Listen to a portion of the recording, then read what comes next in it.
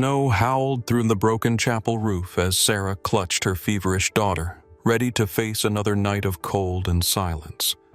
Then, footsteps in the dark, and a lantern's glow cutting through the black.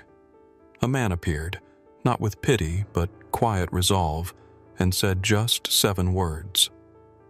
"You're not begging, you're coming home." But what happened next will shock even those who thought they'd seen everything. But first, let's go back to the beginning. The wind had a voice in Hollow Creek, and it did not welcome strangers. It whistled through the bare trees and rattled loose shutters on abandoned cabins, slipping through cracks like a warning. Sarah pulled Lily closer, the child's breath hitching in sleep, shallow and hot. Fever sweat soaked the collar of her dress. The girl clutched a corn-husk doll, its painted face nearly rubbed away by small, restless hands, and Sarah prayed it might anchor her to some dream gentler than their reality. The chapel was no sanctuary, only a husk of faith long since fled. The cross above the altar leaned sideways, warped by time, and pews stood broken like ribs of a beast long dead. Dust clung to every surface. A family of field mice had taken up residence behind the pulpit, and Sarah could smell mildew where water had crept through the stone. Still, it was shelter. Barely. She'd wrapped Lily in her own shawl, ignoring the numbness in her fingers. Her dress, black still from mourning, was too thin for the mountain cold, but grief had a way of dulling the body's alarm bells. She didn't feel the cold anymore. Not really. Just an aching quiet inside her, like a room where something had once lived and now did not. She kept her thoughts wrapped tightly in memory. Henry's laughter as he read aloud by candlelight, the way his hands, calloused from work, brushed Lily's cheek with unbearable tenderness. He'd promised them safety, a home, away from his family's judgment. But disease doesn't wait for plans, and when he took sick, they closed their doors to him. God's punishment, they said. Not one of them came to the funeral. They just waited until the grave was cold enough to toss her in after him. But Sarah hadn't died. That fact alone, perhaps, felt like rebellion. She rose sometime before dawn to light a match, her last, and coax a flame into a stub of candle. It flickered in the stillness like defiance.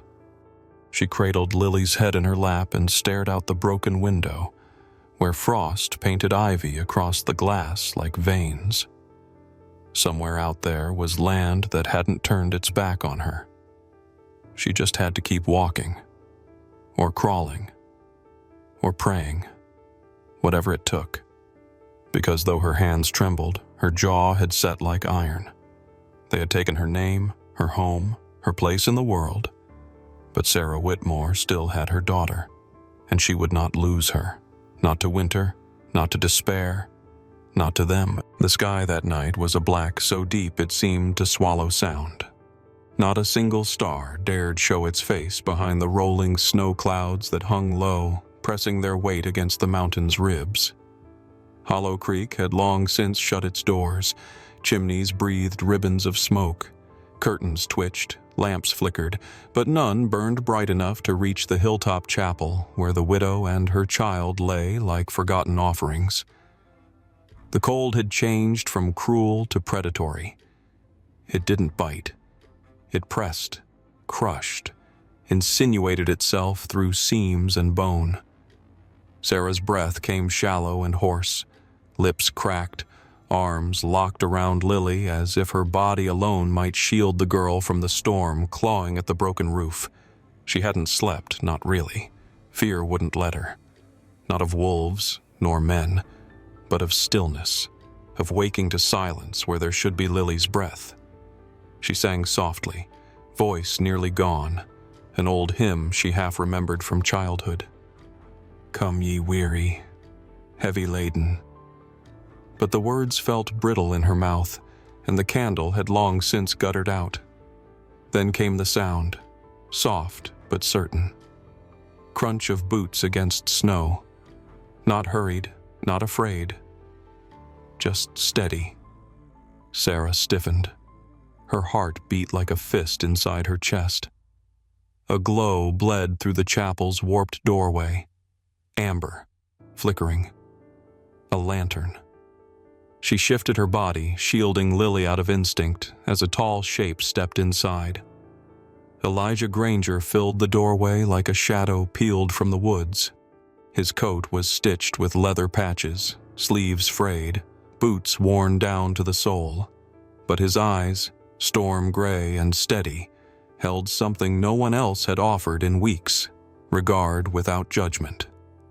He said nothing at first, just took them in, the mother clinging to her child like a branch to its last leaf. The child's skin flushed with fever, hair matted with sweat, a pile of rags that had once been a family. Then he knelt, setting the kettle down with care, steam curling upward like a breath returned to the room. "You'll both die here," he said, voice low, almost reverent.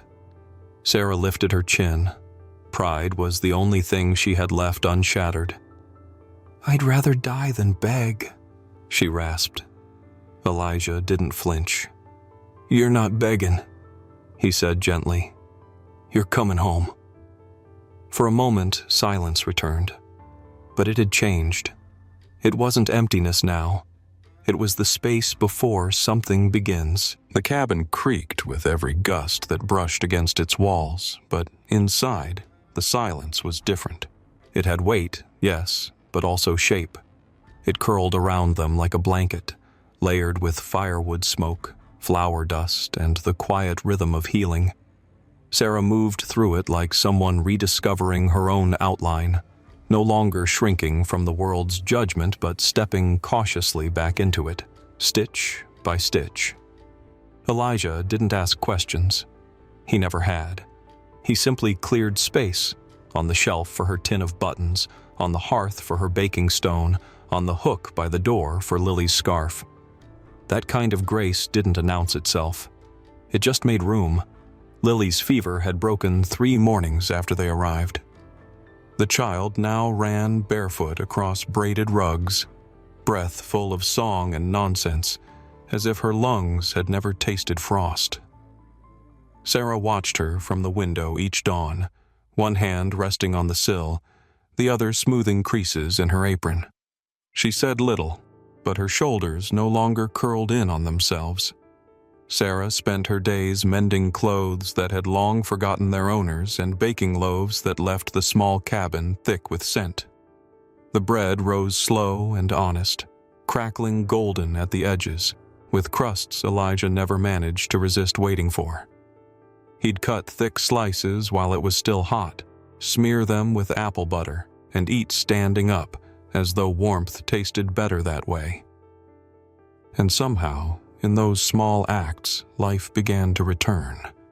But the town remembered. And the town watched. Whispered. Some muttered that Elijah had taken her in for improper reasons. Others feared the presence of a woman cursed by sorrow would rot the valley's luck. But she didn't answer them. She answered the soil, planting onions and beans in a small furrow behind the cabin. She answered the snowmelt creek, scrubbing linens with red knuckles. She answered the fire, feeding it scraps of paper, like the letter Lorraine had sent, demanding Lily be given back. Sarah read the words once, then folded them carefully, tucked them between the kindling, and watched as the flames turned accusation into ash. When the earth softened, Elijah marked out a patch beside his garden, his axe biting through brush and root. He handed her the deed with a nod. Nothing more. That night, after Lily had fallen asleep to the lull of frogs beyond the window, Sarah lit a candle and pulled out her sewing kit. She laid out 3 squares of fabric, one from Henry's old shirt, one from Lily's baby blanket, and one torn from the hem of her wedding dress. Her hands moved steady, unshaken. This quilt wasn't for warmth. It was for remembering, and choosing what to carry forward. The sun bore down on Hollow Creek that July with a certainty that matched the tension rippling through its one dirt road. Dust rose beneath the hooves of fine horses as the Whitmores arrived, high-backed, tight-lipped, and draped in Sunday black like they were marching to a funeral. Lorraine rode at the front, her parasol snapping open like a weapon, eyes already sweeping the townsfolk with practiced disdain. Behind her came 2 hired men and a leather satchel of legal documents. Sarah did not run. She stood on the edge of the green, Lily's hand in hers, Elijah just behind. His presence wasn't loud. He didn't draw lines or bare arms. He simply stood like a tree behind her, deep-rooted, unshakable. The papers were thrust toward the crowd with all the ceremony of a hanging notice. "The child belongs to us by blood and law," Lorraine declared. "This woman is unfit, unwed, unstable, living in sin." Murmurs crawled through the gathering like weeds, but none bloomed. Not this time. The preacher, Reverend Talcott, cleared his throat. Once, he might have stayed silent, favoring decorum over conscience. But he'd eaten Sarah's bread when his wife took sick. He'd watched her kneel in snow to mend the schoolhouse steps. He had seen what kind of woman the town was prepared to discard. He stepped forward, voice rough with shame and resolve. "She fed the hungry when others closed their doors. She warmed the cold while you turned your backs. That child has known more love in that cabin than many do in marble homes. You want to talk about sin? Let's talk about abandonment.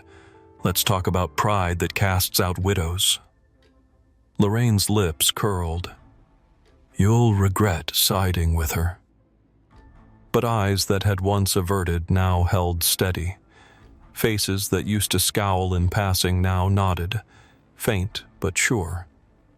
They remembered Lily's laughter at the market, Sarah's quiet smile as she bartered pie for seed. They remembered who had stayed when no one asked them to. When the judge finally spoke, his words few, voice slow and pitted with time, he ruled not by law but by witness. "Child stays with her mother," he said, "and God help anyone who tries to tear them apart again." On Sunday, the bell rang softer than usual, like it too had heard enough noise. Elijah held out his hand, not as a savior, but as a man ready to walk beside her.